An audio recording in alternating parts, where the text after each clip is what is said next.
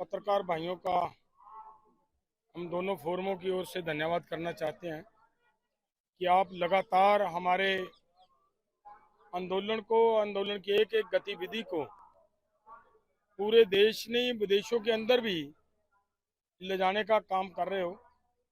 इसके लिए हम ऋणी हैं, धन्यवादी हैं आप सबके। देखिए, पिछले एक महीने से ये जो आंदोलन चल रहा है और उतने समय के अंदर जिस तरीके की सरकार की ओर से हमारे शांतमय आंदोलन के ऊपर जिस तरह के हमले हुए वो आप सबके सामने है। आपने उन सबको देखा और झेला भी है। पत्रकारों ने तो हमारे से ज्यादा झेला है। जिस तरह की क्रूरता नजर आ रही है कि यहाँ लोकतंत्र की बात करने वाली सरकार खुद लोकतंत्र का कत्लेआम कर रही है। आंदोलन चल रहा है यहाँ पे हरियाणा के लोगों के ऊपर जिस तरह का, मैं बहुत बार पहले भी हम ये बात कह चुके हैं कि हरियाणा के लोगों को अपने घरों के अंदर कैद करना केवल हरियाणा नहीं, सभी उन राज्यों में ये हो रहा है जिन जिन राज्यों में बीजेपी की सरकार चल रही है।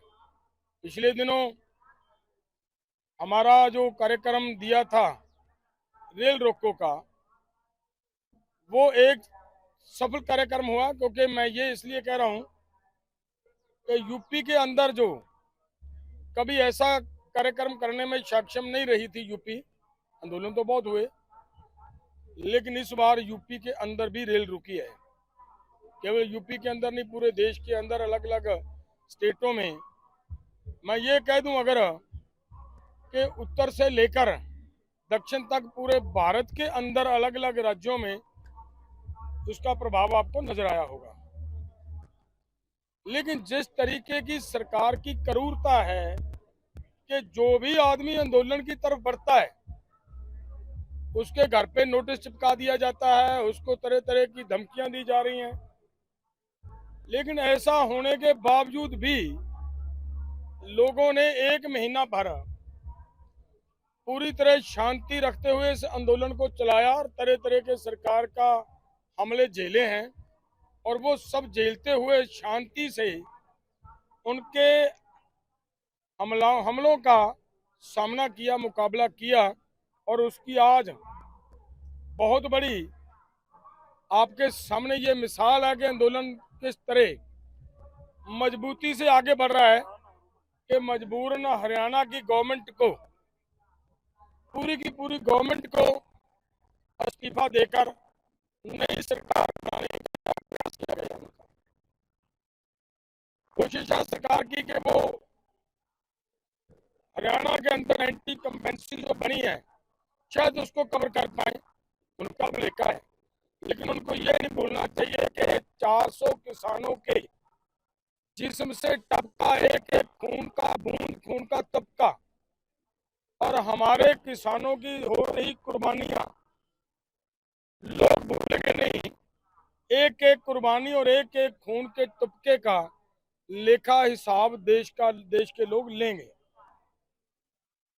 और ये जो आंदोलन आगे बढ़ रहा है, आपको मेरे से ज्यादा पता है कि सरकार ने पिछले दिनों जो WTO के अंदर बात गई, वहां पे भी जो सरकार WTO का नाम लेने से भी तरफती थी और WTO के अंदर उनको ये कहना पड़ा कि पीस क्लॉज को हमेशा के लिए रेगुलर करो, वहां पे इनको कहना पड़ा कि जो 10% की खरीदारी की आप शर्त लगाते हो वो हटाओ। और देश के किसानों को ऑफ सीजन में जाकर गन्ने का रेट बढ़ाना पड़ा। आपने सबने देखा हरियाणा के अंदर लोगों को जेल, एक तरह की जेल बनाकर रखने के बावजूद भी प्रेशर सरकार के ऊपर इतना पड़ा कि हरियाणा के किसानों का जो कर्ज का ब्याज था वो माफ करना पड़ा, सरकार को बोलना पड़ा।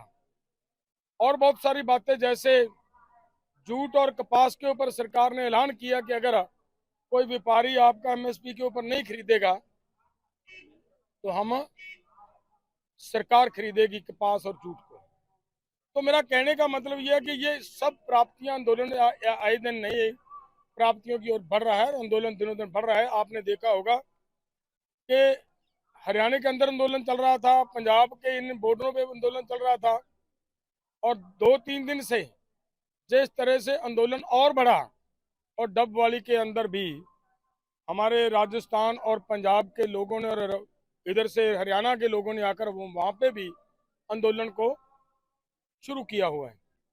कहने का मतलब आंदोलन बड़ी शांतिपूर्वक ढंग से आगे बढ़ रहा है, तेजी से आगे बढ़ रहा है। जो हमारा आगे का कार्यक्रम है, हम ये सब मानते हैं कि जिस तरीके से हमने यहाँ पर बैठकर शांतिपूर्वक ढंग से सरकार को घुटनों के बल पर लेकर आए हैं, मजबूर किया कि हरियाणा को अपनी पूरी की पूरी सरकार को की बलि चढ़ानी पड़ी हो, उस समय आंदोलन का वही फॉर्म, वही तरीका, शांतमय ढंग से यहाँ पे लड़ना, ये बहुत कारगर सिद्ध हो रहा है। इसी को आगे चलाते हुए हमने ये कार्यक्रम रखा है कि 15 तारीख से हमारे आंदोलन के शहीद शुभकर्ण की अस्थि कलश यात्रा शुरू करेंगे। अलग अलग राज्यों, सभी पूरे देश के अंदर वो यात्रा चलेगी, और उसके ऊपर हमारी मांगे लिखी होंगी। उसके ऊपर एक तरफ बैनर लगा होगा जिसके ऊपर शुभकर्ण की तस्वीर होगी, और वो बोल रहा होगा कि मेरा क्या कसूर था, मैं ये मांग रहा था, मेरा क्या कसूर था, आपने की सरकार ने हमारे साथ ये वायदे किए थे। तो ये सब बातें हम पूरे देश के अंदर, देश के किसानों के समक्ष रखेंगे, हमारा ये प्रयास है। हरियाणा के अंदर अभी हिसार एंड अते अम्बाला के अंदर दो बड़ी, वो यात्रा के चलते चलते दो बड़ी सभाएं करने का डेट फिक्स की गई है। वो पूरी की पूरी कहानी आपको पंदेर साहब और हरियाणा वाले साथी साथ बैठे हैं, ये बता देंगे आगे कार्यक्रम।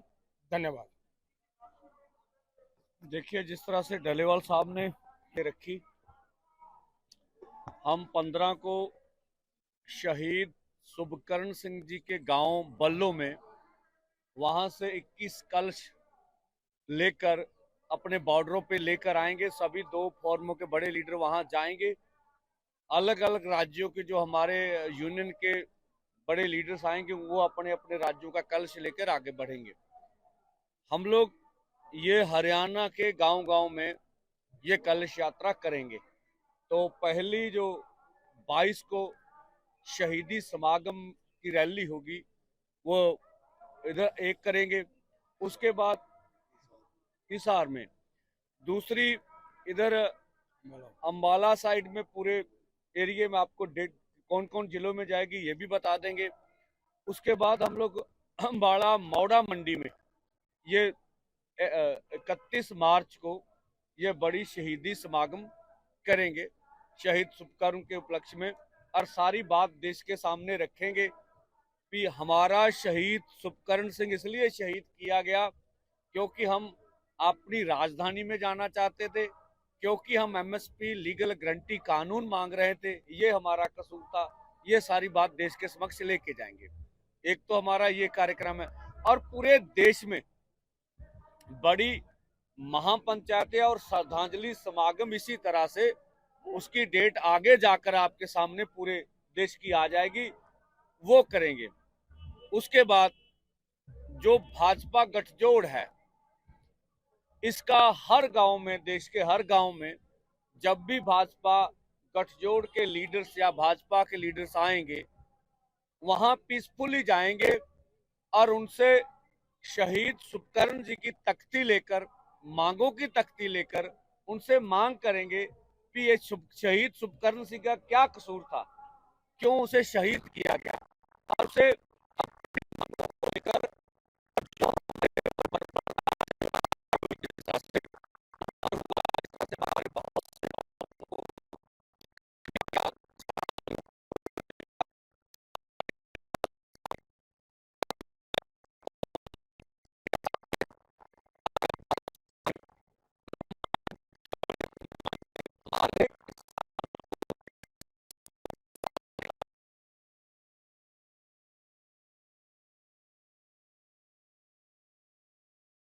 लोगों को वो सवाल भी नहीं करने देते हैं, हमें अपनी बात भी नहीं रखने देते हैं, तो फिर हम लोग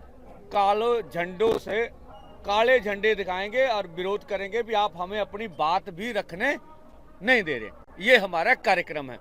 और एक कार्यक्रम हमारा हमने कल की पीसी के ऊपर छोड़ रखा।